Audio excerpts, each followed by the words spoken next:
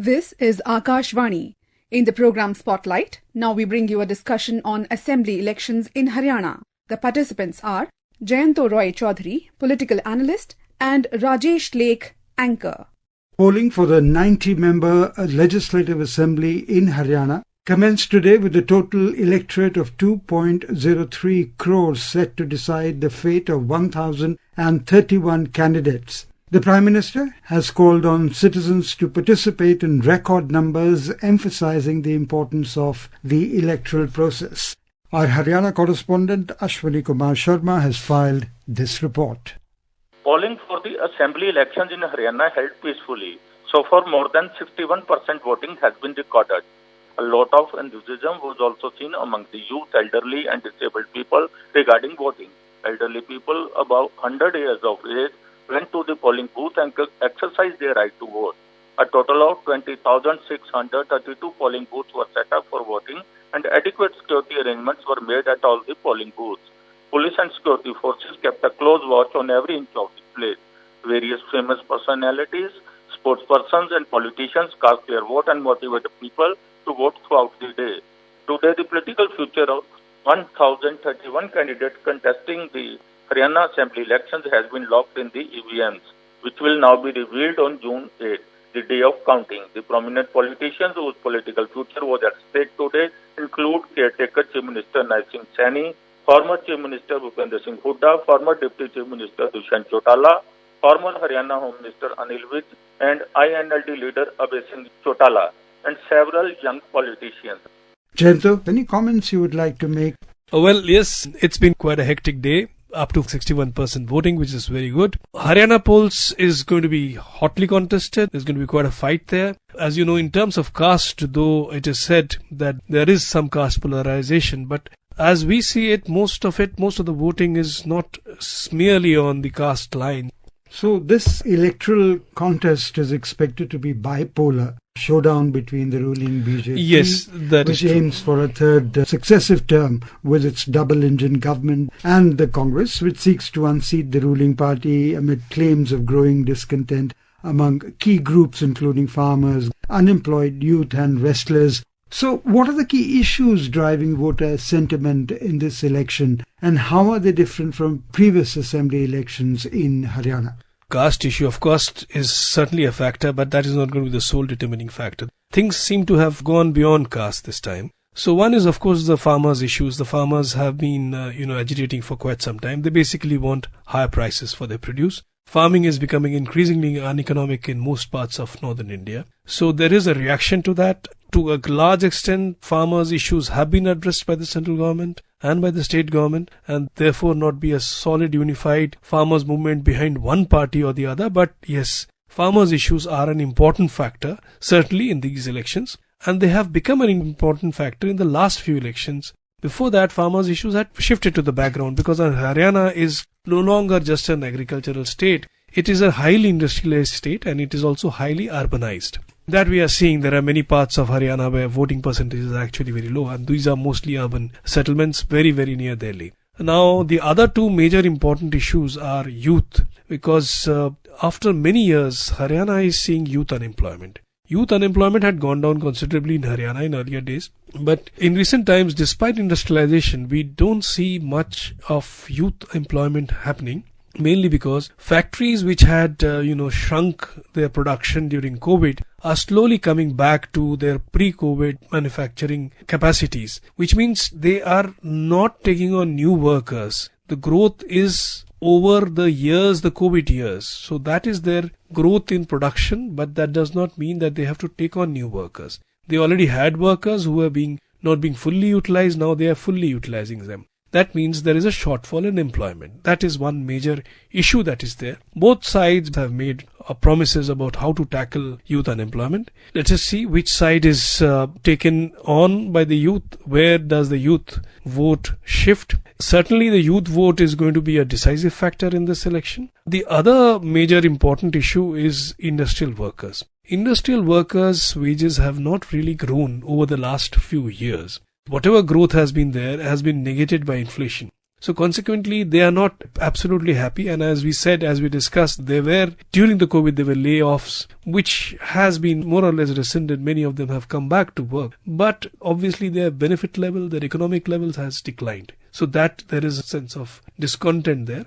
Discontent can mean change. It does not necessarily mean change because there have been improvements. So those improvements do affect and impact a voter's voting intentions. The other issue which was very important in Haryana earlier was development. Roads, schools, hospitals, etc. Now those are more or less addressed. Haryana is no longer a state which needs to create too many new roads. Haryana is a state which needs to keep those roads intact, improve upon those roads, not necessarily make new roads. Infrastructure is an important issue at any time, but maintenance of infrastructure is more important in the state than actual infrastructure creation. So that is Haryana. Haryana is actually a very developed state in that sense. It is very, very near Delhi. Delhi has the third highest per capita income in the entire country. Haryana is not too far away because Haryana is a reflection of what is happening in Delhi. So you mentioned about the caste dynamics. To what extent will this caste dynamic play a role? I'm talking about it does. Extent and regional disparities shaping the electoral landscape. Yeah, the regions which are nearer Punjab obviously have not had the same kind of development as the regions which are nearer Delhi. That's but natural.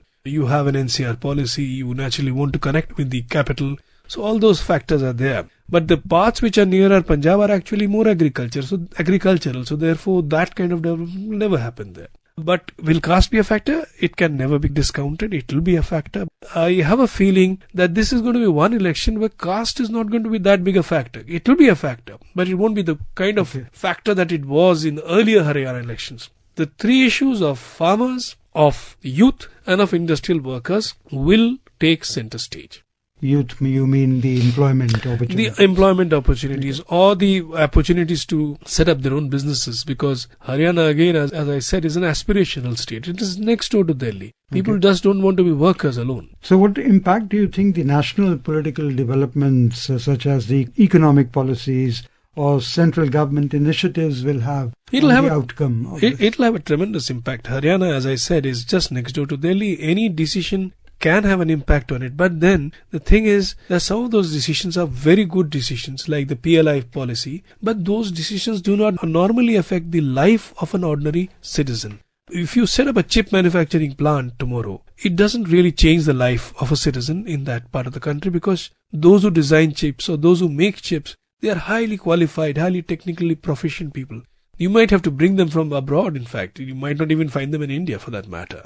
So, does the local guy get a job? He doesn't. There will be a trickle-down effect, and undoubtedly, if you have a big plant, set up in your area, there'll be ancillaries, etc., which will feed into it. But that takes time. It doesn't happen overnight. So, the benefits of those policies will come into play. Maybe there'll be the time lag. We have to see the policies implementation and the time lag. Has it been enough for those policies to benefit the ruling party in Haryana? We'll have to see that. So, Jayanta Roy Chaudhary, another important question that I have for you is the rise in independent candidates and smaller parties. Do you anticipate a fractured mandate, or is a clear majority more likely in this election? One thing is there that the older, setups where the smaller parties and the independent candidates would eat into each candidate's votes, the ruling parties or the opposition parties' votes, and ensure the victory of the other. That impact has reduced over the years, mainly because there has been intense political polarization in most Indian states. So the impact of these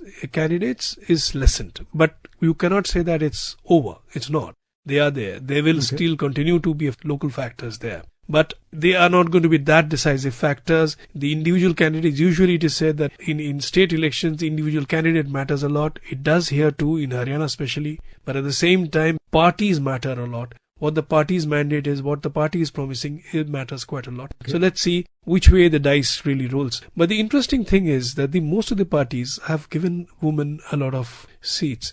Don't go by the numbers, the total number of candidates and then, the total number of women candidates. Because most of these are independent candidates. So they will play a role in shaping the results. They will play a role in shaping coming debate. So how are the parties addressing the gender-specific issues in their campaigns? They have tried the fact that candidates like Pogat has come into the fore itself. It shows that gender is not dead in the politics of Haryana. In fact, it has resurfaced. It had to because of the amount of education, amount of literacy that is there in Haryana. Women's empowerment is happening and it is increasing. And I think in the years ahead, women's issues will be major issues in elections. What they want will certainly play a big role. I can say this is the start of that movement. The women's issues will play a role in electoral politics of Haryana in the future, but not yet. It is not yet the time to say that women's issues will be the deciding factor in Haryana. Okay, Jammu and Kashmir saw very encouraging voter turnout. We also had over 60% of voting. So how important is the voter turnout, given the fact that the PM, including the Home Minister, they all have urged, especially the youth, to come out and vote? Well, two things. One is, of course, anywhere where there is high voting turnout, it means that there is a likelihood of change, but it does not necessarily mean there is a likelihood of change. It could also mean status quo. People might turn out in large numbers in order to vote in those people whom they had voted for earlier, simply because they feel that kind of setup might be threatened. That's one. But as far as Jammu and Kashmir is concerned, whenever you have high voter turnout, it gives a lie to our neighboring states' assertion that Jammu and Kashmir is some kind of not a properly democratic part of India. The fact that Jammu and Kashmir participates so well in the democratic process is proof that it is very much part of the democratic process, the democratic celebration. And I'm sure that the process of electing a government in Jammu and Kashmir, whoever comes to power, doesn't matter, will prove once again to the global community that Jammu and Kashmir believes in progress, it believes in democracy, unlike many areas in our neighborhood.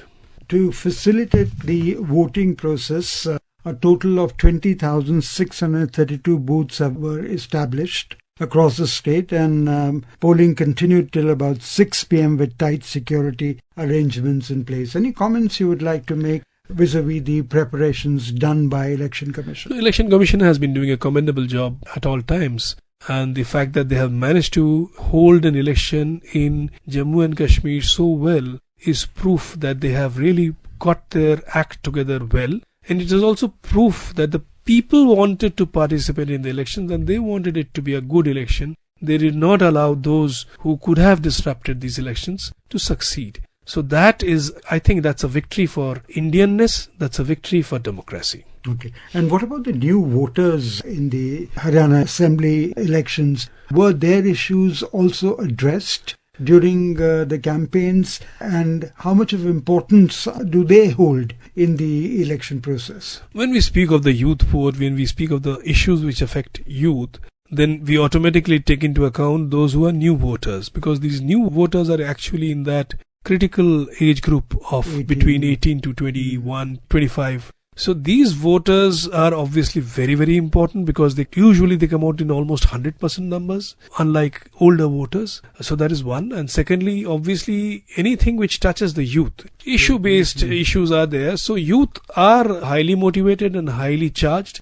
and I think they are going to be a big factor in this election. Our demographics tell us that the youth issues are going to be important for another at least 20 years.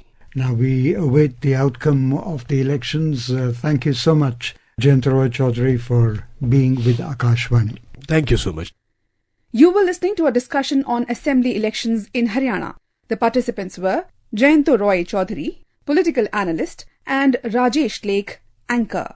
This program was produced and presented by the News Services Division of Akashvani. You can listen to it on our mobile app, News on AIR. This program is also available on our YouTube channel, News on AIR Official. You may share your feedback about this program through email at airnsdtalks@gmail.com or WhatsApp on